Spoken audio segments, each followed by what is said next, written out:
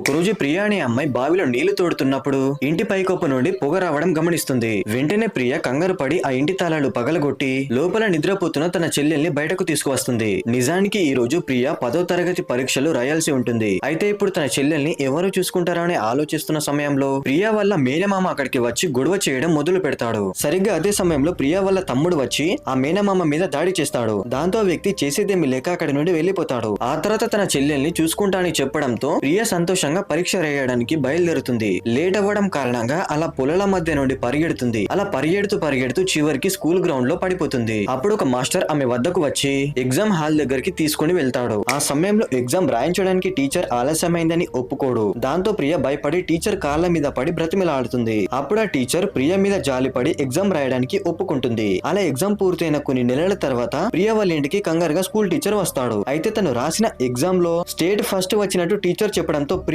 ఆశ్చర్యపోతుంది. Video నచ్చితే like చేసి ఆమె గురించి మీరేమనుకుంటున్నారో కమెంట్ చేయండి ఫ్రెండ్స్.